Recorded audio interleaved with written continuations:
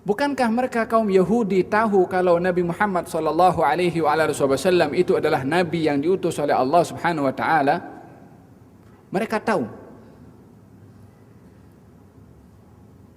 Mereka sadar kalau Nabi Muhammad adalah nabi yang diutus oleh Allah Subhanahu wa taala untuk mereka, untuk umat semua. Akan tetapi dalam Allah berfirman, mereka itu mengetahui akan Nabi Muhammad umpama pengetahuan mereka kepada anak mereka sendiri. Berapa banyak daripada mereka orang-orang Yahudi yang masuk Islam disebabkan bukan oleh kerana diajak Nabi Muhammad masuk Islam, tapi karena baca kitab mereka dalam Taurat tentang sifat Nabi Muhammad sallallahu alaihi wasallam. Salah seorang daripada mereka bernama Zaid ibn Sa'nah. Zaid ibn Sa'nah mendapati dalam kitab At-Taurah kalau sifat Nabi di akhir zaman adalah Nabi itu mendahulukan kesantunannya berbandingkan kepada kejahilannya. Santunnya itu kalau dicabar, dia bertambah santun, bukan bertambah jahil. Itu sifat yang ada dalam kitab At-Taurah. Zaid ibn Sa'nah datang kepada Rasulullah sallallahu alaihi wasallam dan bertanya menagih hutang, karena pada waktu itu Nabi ada hutang kepada Zaid ibn Sa'nah. Lalu Zaid datang kepada Rasulullah menagih hutang dengan cara yang kasar, dan masa untuk bayar hutang itu belum lagi tiba. Tapi dia saja nak perli Nabi, nak tes, nak uji kepada Nabi, betul ke ini Nabi yang sifatnya macam kitab Taurat atau tidak? Datang kepada baginda Rasulullah, dimaki Rasulullah, tak pernah tepat bayar hutang tepat masa, selalu menunda-nunda bayar hutang, padahal belum tiba masanya. Sepatutnya dia akan jawab bahwasanya belum masanya tiba, kamu nak marah-marah, kita marah juga. Sayyidina Umar bin Khattab sudah di sebelah, sudah memegang pedang. Dia kata, kalau bukan oleh kerana perjanjian damai antara kami dengan kamu, wahai Yahudi, aku potong lidah kamu. Kata Sayyidina Umar bin Khattab. Kata baginda Rasulullah, ya Umar, yang aku perlukan dan yang dia perlukan bukan apa yang kamu cakap tadi. Yang aku perlukan dari kamu, kamu tegur aku untuk bayar hutang lebih awal. Yang kamu patut tegur kepada dia, kalau nak menuntut hutang, tuntut dengan sopan, dengan baik, tak payah dengan kasar maki-maki. Kata baginda Rasulullah, ambil sana. Masuk dalam rumah, ambilkan 20 sak. Nabi hutang 20 sak korma, 20 sak. Satu sak lebih kurang ada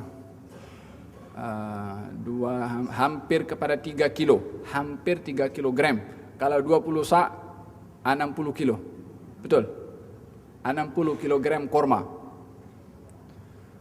Kata baginda Rasulullah, bayarkan hutang aku kepada dia 20 sak, tambahkan lagi 20 sak. Gal, apa pasal 20 sak ini tambahan? Gal, pasal kamu dah bagi takut kepada dia. Itu Yahudi gemetar sikit karena Sayyidina Umar nak potong lidahnya. Maka Sayyidina Umar dengan geramnya, dia pun datang ambil korma 20 sak hutang, 20 sak hadiah daripada Nabi sallallahu alaihi wasallam karena perbuatan Sayyidina Umar ibn Khattab. Maka baginda Rasulullah sallallahu alaihi wasallam setelah menunggu datangnya Sayyidina Umar, Zaid ikut bersama dengan Sayyidina Umar untuk mengambil hutang, untuk mengambil korma itu. Ditanya oleh Zaid, ya Umar, kamu tahu aku ni siapa? Gal Umar bin Khattab, aku tak tahu siapa kamu. Kata Zaid bin Sa'nah, saya menjawab, aku adalah Zaid ibn Sa'nah. Umar bin Khattab mengatakan, aku dengar nama itu adalah salah seorang ulama daripada kaum Yahudi. Katanya, sayalah orangnya. Tahukah kamu apa pasal aku buat macam tu tadi kepada Muhammad? Kata Zaid bin Sa'nah, aku buat macam tu sebab aku dapati sifat Nabi di akhir zaman dalam kitab At-Taurah adalah kesantunannya itu mengungguli kejahilannya. Tidak dicabar sifat santunnya, melainkan dia bertambah santun.